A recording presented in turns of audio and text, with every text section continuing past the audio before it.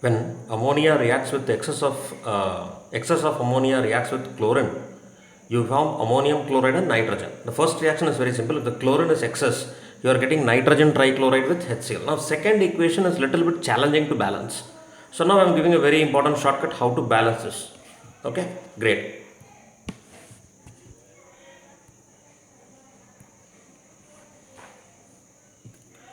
Now, how to balance this equation when ammonia is in excess? This reacts with chlorine. Now, see, the first important fact is step 1, when ammonia reacts with chlorine, first step you will get N2 plus HCl. Now balance this first step. This is one of the half equation. So here if you see nitrogen is 2. So first balance nitrogen will be 2. So nitrogen is 2 here, nitrogen is 2 balanced. And hydrogen is 3 into 2, 6. So 6. Chlorine is 6, therefore 3 chlorine. Balanced, right? Great. Next, go for the second equation. Ammonia reacts with HCl. Ammonia reacts with HCl to form ammonium chloride.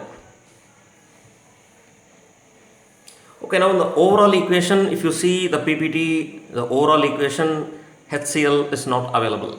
That means HCl should be cancelled. Therefore, what you should do? Try to multiply the second equation by 6. If you multiply the entire equation by 6,